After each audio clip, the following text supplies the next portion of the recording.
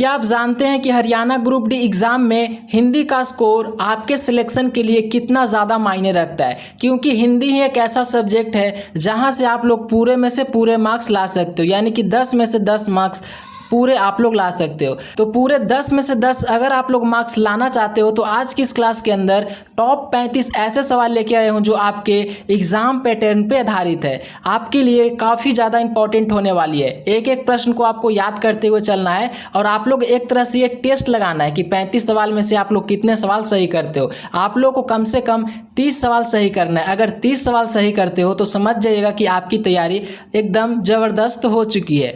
तो चलिए देखते हैं पहला प्रश्न हमारा क्या कह रहा है कि क वर्ग का उच्चारण स्थान क्या है। सवाल इंपॉर्टेंट है, बताना है कि क वर्ग का उच्चारण स्थान क्या है। ऑप्शन है तालु, कंठ, दंत या फिर ओठ। अगर उत्तर जानते हो तो कमेंट बॉक्स में बताइए। तो इसका जो उच्चारण स्थान हो जाएगा वो क्या हो जाएगा, वो कंठ हो जाएगा। क आप लोग उच्चारण करके देखिए, क हम लोग बोलेंगे तो जो क वर्ण आता है वो कंठ से ही आता है, यानी कि राइट आंसर हमारा हो जाएगा ऑप्शन नंबर ए। अब देखिए यहाँ से कुछ इंपॉर्टेंट पॉइंट बताता हूँ। जो भी देखिए तालु कैसे पहचानना है, तालु वाला वर्ण को कैसे पहचानना है। देखिए मुद्रा का ऊपरी भीतरी भाग से अगर कोई वर्ण उच्चारण किया जा रहा हो तो समझ जाइएगा कि वो तालु है। एग्जाम्पल आप लोग देख लीजिएगा, ये तालु से देखिए कौन कौन सा उच्चारण होता है। हमारा ई होता है, ई हमारा तालु से उच्चारण होता है। ई हो गया, च, छ, ज, झ, य, स, ये सब सारा है जो कि तालु का एग्जाम्पल है। आप लोग इसको ध्यान रखिएगा। यहाँ से आप लोग दूसरा प्रश्न याद रखिएगा कि अगर आपसे पूछ ले जाए कि दंत व्यंजन आप लोगों को दंत वर्ण कैसे पहचानना है, तो देखो इसको पहचानने के लिए ट्रिक बता देता हूँ। दांत और जीभ से अगर स्पर्श होके कोई वर्ण निकलता है तो वो आप लोग समझ जाइएगा कि वो कौन सा हो जाएगा, तो वो दंत हो जाएगा। एग्जाम्पल याद रखना है, त हो गया हमारा, त हो गया, थ हो गया, द हो गया, ध, न, ल, स, ये सारे जितने ही बताए हैं वो दंत का एग्जाम्पल है। ओष्ठ की मदद से जो भी वर्ण बोले जाते हैं, देखिए ओष्ठ यहाँ पे है ओष्ठ, तो इसको याद रखिएगा कि ओष्ठ की मदद से बोलने वाले वर्ण को हम लोग ओष्ठ कहते हैं, यानी कि ओष्ठ से उच्चारण होता है उसको हम लोग ओष्ठ कहते हैं। देखिए एग्जाम्पल इसको देख लीजिएगा, ओष्ठ से कौन कौन सा शब्द बोला जाता है, सॉरी कौन कौन सा वर्ण बोला जाता है। तो देखिए हमारा प हो गया, फ हो गया, ब हो गया, भ हो गया, म हो गया, ये सारे ओष्ठ की मदद से बोला जाता है। एग्जाम्पल याद रखना है, सवाल कहीं से भी पूछ सकता है। जो भी मैंने एग्जाम्पल देके आपको समझाया है उसको याद रखिएगा। चलिए देखते हैं दूसरा प्रश्न। दूसरा प्रश्न क्या कह रहा है कि 9, 2, 11 होना मुहावरे का अर्थ क्या है। सवाल इंपॉर्टेंट है, बताना है कि 9, 2, 11 होने का जो मुहावरे का अर्थ होता है वो क्या होता है। सिंपल प्रश्न है, उत्तर अगर आप लोग जानते हो तो कमेंट बॉक्स में बताइए। तो आपको याद रखना है कि 9, 2, 11 का मतलब होता है भाग जाना। राइट आंसर हो जाएगा ऑप्शन नंबर ए हो जाएगा। चलिए अगला प्रश्न हमारा है, ईंट का जवाब पत्थर से देना मुहावरे का अर्थ क्या है। बता रहा है, सवाल कह रहा है कि ईंट का जवाब पत्थर से देना मुहावरे का अर्थ क्या होगा। तो आपको याद रखना है कि ईंट का जवाब पत्थर से देना मुहावरे का अर्थ होता है कड़ा मुकाबला करना। ऑप्शन नंबर बी में है कड़ा मुकाबला करना, तो राइट आंसर हो जाएगा ऑप्शन नंबर बी। अगला प्रश्न देखते हैं, संदेव शब्द में कौन सा संधि है। संधि से क्वेश्चन आ चुका है। सवाल कह रहा है कि संदेव शब्द में कौन सा संधि है। तो आपको याद रखना है कि संदेव में हमारा कौन सा संधि हो जाएगा, तो संदेव में हमारा वृद्धि संधि हो जाएगा। राइट आंसर हो जाएगा ऑप्शन नंबर सी। अब देखिए यहाँ से आपके एग्जाम में दीर्घ संधि से भी सवाल पूछ सकता है, यन संधि से भी सवाल पूछ सकता है, तो आप लोग दोनों पहचानने के लिए सीख लीजिए। देखिए दीर्घ संधि पहचानने का तरीका मैं आप लोग को तरीका बताता हूँ। दीर्घ संधि पहचानना है कैसे, कि शब्द के बीच में हमेशा बड़ी मात्रा है, तो आप लोग समझ जाइएगा कि वो कौन सा संधि है, तो वो दीर्घ संधि है। एग्जाम्पल देख लीजिए, जैसे कि आप लोग को हो गया अ हो गया, ई हो गया, फिर हमारा ई हो गया, फिर अगर ऐसे हो गया, फिर ऊ हो गया। अगर ये सब आ जाए तो आप लोग समझ जाइएगा कि ये दीर्घ संधि हो जाएगा। दूसरा यन संधि पहचानने के लिए क्या करना है, देखिए यदि शब्द में य, व, या, र से ठीक पहले कोई आधा अक्षर आए तो आप लोग समझ जाइएगा कि वो कौन सा संधि है, तो वो यन संधि है। क्या मैंने बताया कि यदि शब्द में य, व, या, र से ठीक पहले कोई आधा अक्षर आ जाए। देखिए एग्जाम्पल से समझाता हूँ। एग्जाम्पल देखिए, जैसे हमारा हो गया अत्याचार, अ आधा त या चार, अत्याचार हो गया। एक एग्जाम्पल और देता हूँ, स्वागत। देखिए यहाँ पे हमारा आधा आधा वर्ण आ रहा है ना। अभी मैंने क्या बताया कि य, व, या, र से ठीक पहले आधा, तो देखिए या से पहले आधा आ गया और फिर व से पहले आधा आ गया, यानी कि इसका कौन सा हो जाएगा, यन संधि हो जाएगा। तो एग्जाम्पल के साथ मैंने आप लोग को समझा भी दिया है। तो आप लोग अभी तक वीडियो को लाइक नहीं किया तो प्लीज़ आप लोग वीडियो को लाइक कर दीजिए। चैनल को अभी तक आप लोगों ने सब्सक्राइब नहीं किया तो प्लीज़ आप लोग चैनल को सब्सक्राइब कर लीजिए। चलिए अगला प्रश्न देखते हैं, अंधकार का विलोम शब्द क्या है। सवाल इंपॉर्टेंट है, बताना है कि अंधकार का विलोम शब्द क्या होता है। ऑप्शन है प्रकाश, उजाला, आलोक या फिर उपयुक्त सभी। तो आपको याद रखना है कि जो अंधकार का विलोम शब्द होता है वो प्रकाश भी होता है, उजाला भी होता है और आलोक भी होता है, यानी कि राइट आंसर हो जाएगा हमारा ऑप्शन नंबर डी हो जाएगा। चलिए अगला प्रश्न क्या कह रहा है, जिसका अंत ना हो उसके लिए एक शब्द बताना है कि जिसका कोई अंत ना हो, वाक्यांश के लिए एक शब्द। तो जिसका कोई अंत ना हो उसे हम लोग कहते हैं अनंत। ऑप्शन नंबर ए में दिया है अनंत, देखिए ऑप्शन नंबर ए हो जाएगा अनंत। चलिए अगला प्रश्न देखते हैं, दाल में काला होना मुहावरे का अर्थ क्या है। सवाल कह रहा है कि दाल में काला होना मुहावरे का अर्थ क्या है। सवाल इंपॉर्टेंट है, तो आपको याद रखना है कि दाल में काला होने का मुहावरे का जो अर्थ होता है वो गड़बड़ या संदेह होना होता है। गड़बड़ या संदेह होना होता है, इसका मतलब होता है दाल में काला होने का मुहावरा का अर्थ है। याद रखिएगा, राइट आंसर हो जाएगा ऑप्शन नंबर बी। अगला प्रश्न देखते हैं, हिंदी भाषा में कुल स्वर्ण संख्या कितनी है। सवाल कह रहा है कि हिंदी भाषा में स्वर्ण संख्या कितनी है। सवाल इंपॉर्टेंट है, तो आपको याद रखना है कि हिंदी में कुल स्वर्ण संख्या कितनी है, तो हो जाएगी कितनी हो जाएगी, आपको याद रखना है 11 हो जाएगी। ऑप्शन नंबर बी में है 11, right answer option number B हो जाएगा। अगर आपसे पूछ लिया जाए कि हिंदी में व्यंजन की संख्या कितनी होती है, तो आपको याद रखना है कि हिंदी में टोटल कितने व्यंजन होते हैं, तो 33 व्यंजन होते हैं, इसको भी ध्यान में रखिएगा। अगला प्रश्न देखते हैं, अंधे में काना राजा लोककृत का सही अर्थ क्या है। सवाल आपसे पूछा जा सकता है, इंपॉर्टेंट है कि अंधे में काना राजा लोककृत का सही अर्थ क्या है।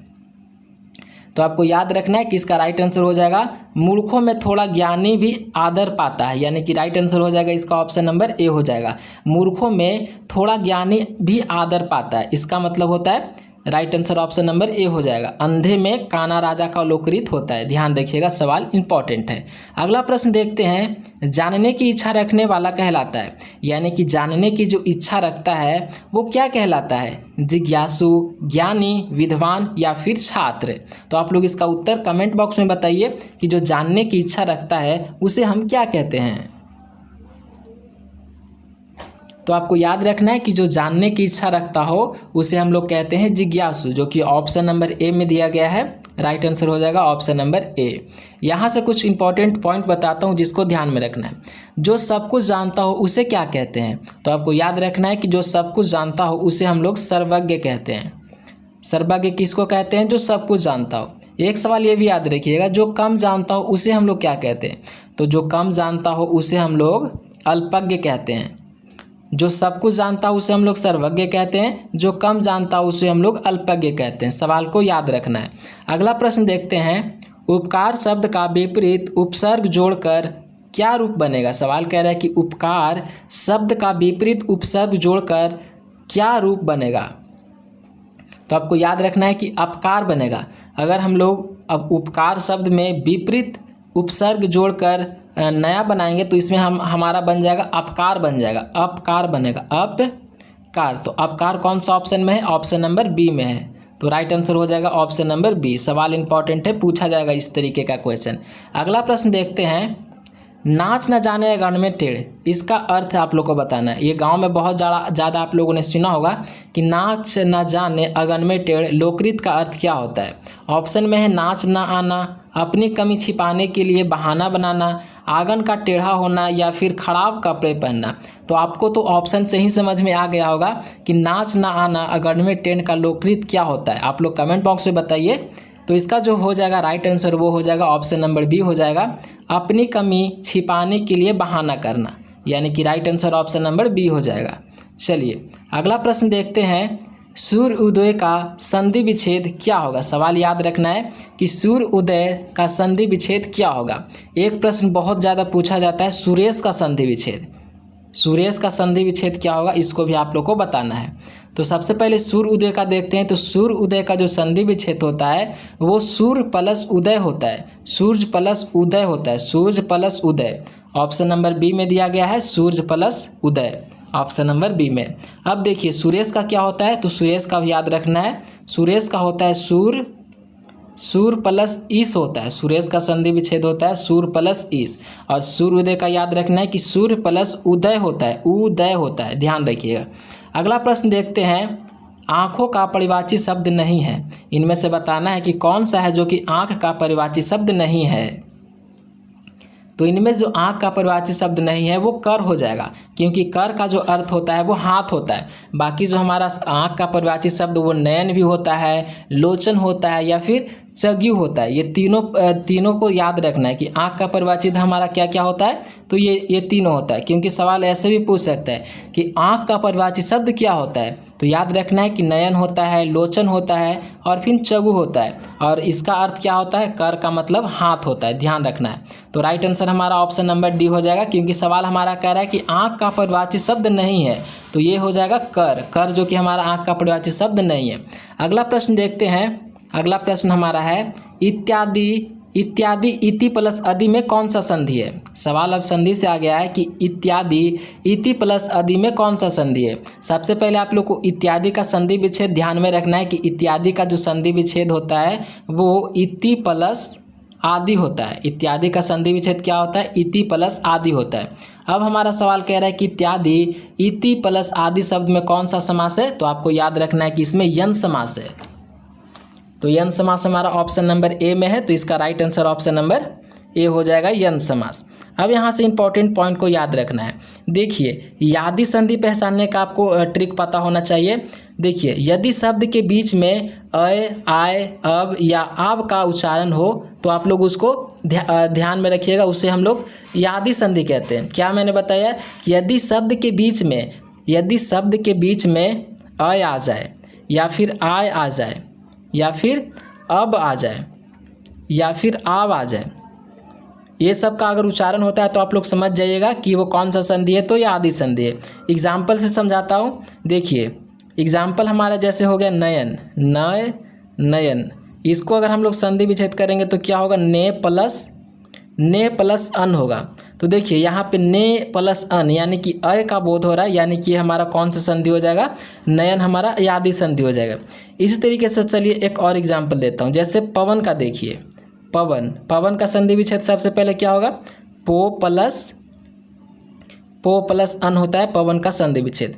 तो देखिए बीच में हमारा क्या आ रहा है, पो प्लस यानी कि अब आ रहा है, यहाँ पे भी अब आ रहा है, अब का उच्चारण हो रहा है, यानी कि ये पवन जो हमारा हो गया ये भी हमारा अयादि संधि भी हो गया।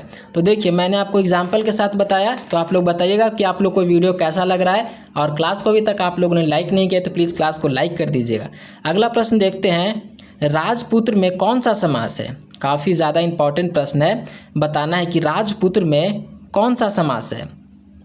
तो आपको याद रखना है कि राजपुत्र में हमारा कौन सा समास है, तो इसमें हो जाएगा, इसमें राजपुत्र में जो समास हो जाएगा वो तत्पुरुष समास हो जाएगा। राइट आंसर हो जाएगा ऑप्शन नंबर ए। अगला प्रश्न हमारा है, कर्महीन में कौन सा तत्पुरुष समास है। ये भी सवाल इंपॉर्टेंट है, बताना है कि कर्महीन में कौन सा तत्पुरुष समास है। तो आपको याद रखना है कि कर्महीन में जो तत्पुरुष समास हो जाएगा वो अपदान तत्पुरुष हो जाएगा। अपदान तत्पुरुष यानी कि ऑप्शन नंबर बी में है, तो right answer option number B हो जाएगा। चलिए अगला नंबर प्रश्न है, पढ़ाई में कौन सा प्रत्यय है। प्रत्यय से सवाल पूछा जाएगा, अव्यय और प्रत्यय से सवाल आपसे पूछा जाएगा, तो आपको याद रखना है कि पढ़ाई में कौन सा प्रत्यय है। तो प्रत्यय यानी कि आपसे पीछे वाला पूछ रहा है। अगर यहीं पे अव्यय की बात कर लिया जाए तो अव्यय का मतलब आपसे आगे वाला पूछ रहा है और प्रत्यय का मतलब पीछे वाला। तो देखिए प्रत्यय में क्या होगा, तो प्रत्यय में जो हो जाएगा वो क्या हो जाएगा, पढ़ाई, आई देखिए ऑप्शन नंबर कौन सा, आई देखिए ऑप्शन नंबर ए में है पढ़ाई, तो राइट आंसर हो जाएगा ऑप्शन नंबर ए। चलिए अगला नंबर हमारा प्रश्न क्या कह रहा है, प्रतिमान शब्द में कौन सा उपसर्ग है? सवाल इंपॉर्टेंट है, उपसर्ग से आया है सवाल कि प्रतिमान शब्द में कौन सा उपसर्ग है। अभी मैंने आप लोग को ऊपर पहचानने के लिए तरीका बताया था कि उपसर्ग में आगे वाला पकड़ना है और प्रत्यय में पीछे वाला देखना है। तो यहाँ पे उपसर्ग पूछ रहा है तो हम लोग आगे वाला देखेंगे। तो सबसे पहले हम लोग प्रति प्लस मान, प्रतिमान हो गया। अब देखिए उपसर्ग का मतलब आगे वाला, तो आगे वाला हमारा हो गया प्रति। तो प्रति देखिए ऑप्शन नंबर कौन सा है? ऑप्शन नंबर बी में है, तो राइट आंसर हो जाएगा ऑप्शन नंबर बी। सिंपल तरीका है, मैंने बताया उस तरीके से आप लोग इजीली आंसर आप लोग निकाल सकते हो। अगला प्रश्न देखते हैं। अग्नि शब्द का अग्नि का परिवाची शब्द नहीं है, बताना है कि इनमें से कौन सा है जो कि अग्नि का परिवाची शब्द नहीं है। यानी कि 3 है जो कि इनमें से परिवाची शब्द है और 1 नहीं है। तो आप लोग को याद रखना है कि अनिल का मतलब हवा होता है, इसको भी याद रखना है कि अनिल का मतलब क्या होता है? तो हवा होता है। बाकी आप लोग को अग्नि का जो परिवाची शब्द होता है, यानी कि इसका राइट आंसर तो ऑप्शन नंबर सी ही होगा, क्योंकि सवाल हमारा कह रहा है कि अग्नि का परिवाची शब्द नहीं है। तो हमारा ये हो जाएगा अनिल। अनिल यानी अनिल का मतलब हवा होता है, तो राइट आंसर हो जाएगा ऑप्शन नंबर सी। अब आप लोग को यहाँ से अग्नि का परिवाची शब्द भी याद रखना है, क्योंकि सवाल आपसे पूछा जाएगा कि अग्नि का परिवाची शब्द कौन सा होता है। तो याद रखना है कि अनल हो जाएगा, पावक हो जाएगा और एक बही हो जाएगा। ये तीनों हमारा अग्नि का परिवाची शब्द है। चलिए अगला प्रश्न देखते हैं। जल का परिवाची शब्द नहीं है, बताना है कि जल का परिवाची शब्द कौन सा है? जल का परिवाची शब्द, तो जल का जो परिवाची शब्द होता है वो क्या होता है? आप लोग बताइए। तो जल का जो परिवाची शब्द होता है वो तोय होता है, तोय, यानी कि राइट आंसर हो जाएगा ऑप्शन नंबर ए। बाकी ये तीनों गलत है, जल का परिवाची शब्द तोय होता है। अगला प्रश्न देखते हैं। जिसका कोई शत्रु ना जन्मा हो, सवाल काफ़ी ज़्यादा इंपॉर्टेंट है, बताना है कि जिसका कोई शत्रु ना जन्मा हो उसे क्या कहते हैं। तो आप लोग को बताना है कि जिसका कोई शत्रु ना जन्मा हो उसे हम लोग कहते हैं अजात शत्रु, उसे हम लोग कहते हैं अजात शत्रु। ऑप्शन नंबर ए में दिया गया है, तो राइट आंसर हो जाएगा ऑप्शन नंबर ए। अगला प्रश्न देखते हैं। देशभक्ति का समास विग्रह क्या होगा? सवाल कह रहा है कि देशभक्ति का समास विग्रह क्या होगा। सवाल इंपॉर्टेंट है, तो आपको याद रखना है कि देशभक्ति का जो समास विग्रह हो जाएगा वो हो जाएगा देश के लिए भक्ति। ऑप्शन नंबर बी में है देश के लिए भक्ति, तो राइट आंसर हो जाएगा ऑप्शन नंबर बी। देशभक्ति का समास विग्रह हो जाएगा देश के लिए भक्ति, right answer option number B हो जाएगा। अगला प्रश्न देखते हैं। पठनीय शब्द में प्रत्यय, अभी मैंने आप लोग को ऊपर बताया था अव्यय और प्रत्यय पहचानने का तरीका। तो सवाल कह रहा है कि पठनी शब्द में प्रत्यय कौन सा है। तो आपको याद रखना है कि पठनी शब्द में, तो इसको देखिए कैसे निकालना है। पठनी प्रत्यय यानी कि पीछे वाला ध्यान देना है। तो ये हो जाएगा पठनीय, ये हो जाएगा। देखिए ऑप्शन नंबर कौन है? ऑप्शन नंबर बी में दिया गया है, तो राइट आंसर हो जाएगा ऑप्शन नंबर बी। सवाल यहाँ से पूछा जाएगा, अव्यय और प्रत्यय से सवाल पूछा जाएगा, तो आप लोग इसको निकालने के लिए सीख लीजिए। अगला प्रश्न देखते हैं। आकाश का सही परिवाची शब्द है, बताना है कि इनमें से कौन सा है जो कि आकाश का सही परिवाची शब्द है। तो आपको याद रखना है कि आकाश का परिवाची शब्द गगन होता है, बाकी ये तीनों गलत है। तो यानी कि इसका जो राइट आंसर हो जाएगा वो ऑप्शन नंबर ए हो जाएगा, आकाश का परिवाची शब्द गगन होता है। अगला प्रश्न देखते हैं। दशानन में कौन सा समास है? सवाल इंपॉर्टेंट है, बताना है कि दशानन में कौन सा समास है? बहुब्रीहि, दिग्गु, तत्पुरुष या फिर कर्मधारय है। तो आपको याद रखना है कि इसका जो राइट आंसर हो जाएगा दशानन में कौन सा समास होता है। तो याद रखना है कि दशानन में जो समास होता है वो बहुब्रीहि समास होता है, यानी कि राइट आंसर हो जाएगा ऑप्शन नंबर ए। अब देखिए यहाँ से आप लोग को बहुब्रीहि समास पहचानने का तरीका पता होना चाहिए, क्योंकि सवाल यहाँ से पूछा जाता है। तो बहुब्रीहि देखिए, बहुब्रीहि समास को आप लोगों को कैसे पहचानना है। इनमें से दोनों पद प्रधान नहीं होते हैं, बल्कि दो शब्द मिलकर किसी तीसरे का अर्थ बता रहे होते हैं, यानी कि दो शब्द मिलकर किसी तीसरे का अर्थ बताते हैं, उसको समझ जाइएगा कि वो बहुब्रीहि समास है। एग्जाम्पल से बता देता हूँ, जैसे हमारा हो गया नीलकंठ। एग्जाम्पल हमारा इसका क्या हो गया? नीलकंठ हो गया, नीलकंठ।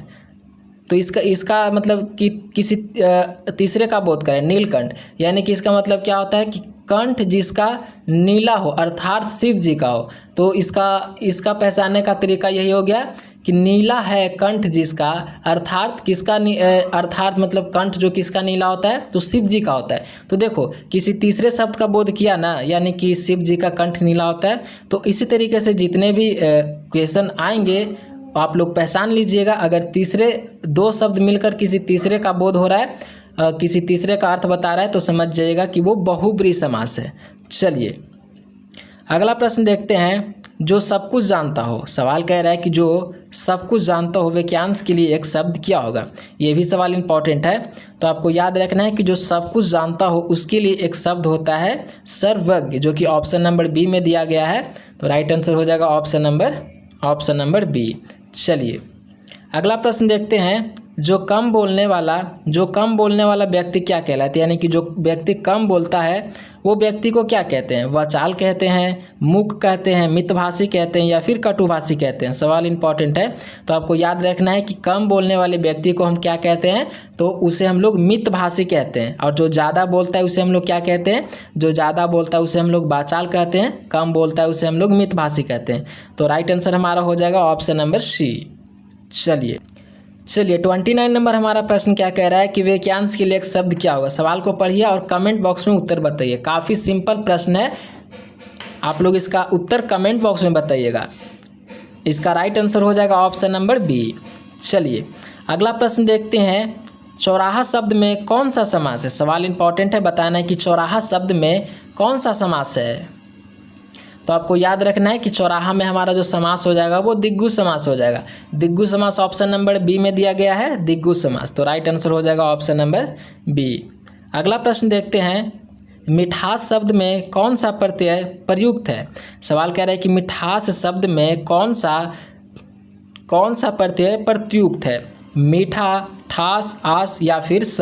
अभी मैंने बताया था कि कैसे पहचानना है। मिठास शब्द में प्रत्यय, यानी कि आपसे प्रत्यय पूछ रहा है, तो इसको देखिए मिठास, आस, लास्ट में हमारा आस आ रहा है।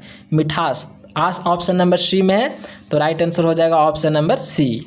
चलिए और याद रखिएगा मिठास कौन सा संज्ञा है, तो आप लोग को याद रखना है कि एक प्रकार का भाववाचक संज्ञा है। भाववाचक संज्ञा, मिठास कौन सा संज्ञा है, तो भाववाचक संज्ञा है। चलिए अगला प्रश्न हमारा है। लंबोदर लंबा है उदर जिसका अर्थात गणेश में कौन सा समास है। काफ़ी ज़्यादा इंपॉर्टेंट प्रश्न है, बताना है। लंबोदर लंबा है उदर जिसका अर्थात गणेश में कौन सा समास है। ऑप्शन है बहुब्रीहि समास, द्वंद्व समास, दिग्गु समास या फिर अव्ययी भाव समास। तो आपको याद रखना है कि लंबोदर लंबा जिसका है, तो इसका राइट आंसर हो जाएगा बहुब्रीहि समास। Right answer option number A हो जाएगा। चलिए अगला नंबर प्रश्न देखते हैं। माता पिता में कौन सा समास है। समास से क्वेश्चन आया है कि माता पिता में कौन सा समास है। दिग्गु समास है, द्वंद्व समास है, बहुब्रीहि समास है या फिर तत्पुरुष समास है। तो कोशिश कीजिएगा आप लोग उत्तर बॉक्स में कमेंट बॉक्स में उत्तर देने का कि माता पिता कौन सा समास हो जाएगा। तो याद रखना है कि माता पिता जो समास हो जाएगा वो द्वंद्व समास हो जाएगा। कौन सा समास हो जाएगा, तो द्वंद्व समास हो जाएगा। ऑप्शन नंबर बी में है द्वंद्व समास, right answer option number B हो जाएगा। अगला प्रश्न देखते हैं। इंद्रियों को जीतने के लिए एक शब्द है, बताना है कि इंद्रियों को जीतने वाला के लिए एक शब्द है। सवाल इंपॉर्टेंट है, तो आपको याद रखना है कि इंद्रियों को जीतने वाले के लिए एक शब्द क्या होता है, तो इसका होता है जितेंद्रियो। राइट आंसर हो जाएगा ऑप्शन नंबर ए।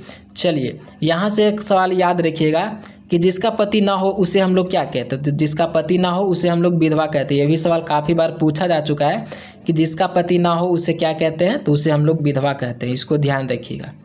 चलिए अगला नंबर हमारा प्रश्न क्या कह रहा है। शुद्ध वर्तनी का चयन कीजिए, यानी कि इसमें से पूछ रहा है कि शुद्ध शब्द कौन सा लिखा हुआ है। तो आप लोग पहचानिए और कमेंट बॉक्स में उत्तर बताइए कि कवित्री इनमें से कौन सा शुद्ध लिखा हुआ है। तो देखिए कवित्री कैसे लिखाता है, ऐसे लिखाते हैं। देखिए यहाँ पे मैं लिख रहा हूँ क व और इधर से ई होता है फिर त्री होता है। कवित्री ऑप्शन नंबर बी में देखिए इसी प्रकार से लिखा गया है, तो राइट आंसर हो जाएगा इसका ऑप्शन नंबर बी। सवाल इंपॉर्टेंट है, याद रखना है। अगला प्रश्न देखते हैं। पानी पानी होना मुहावरे का अर्थ क्या है। सवाल इंपॉर्टेंट है, बताना है कि पानी पानी होना मुहावरे का सही अर्थ क्या है। बहुत लज्जित होना, भीग जाना, तैरना या फिर प्यास लगना। तो याद रखना है कि पानी पानी का जो अर्थ होता है वो बहुत लज्जित होना होता है। राइट आंसर हो जाएगा ऑप्शन नंबर ए। चलिए, तो हम लोगों ने टॉप 35 क्वेश्चन को कंप्लीट कर लिया है। आप लोग कमेंट बॉक्स में इसका स्कोर बताइए कि आप लोगों ने 35 प्रश्न में से कितने प्रश्न आप लोगों ने राइट दिया है। आप लोग कमेंट बॉक्स में अपना स्कोर ज़रूर बताइएगा। और अगर आप लोग चाहते हो कि मैं इसका नेक्स्ट पार्ट लेके आऊँ तो आप लोग कमेंट बॉक्स में पार्ट 2 कमेंट कर दीजिए, ताकि मैं नेक्स्ट पार्ट आपके लिए जल्दी से जल्दी लेकर के आ जाऊँ।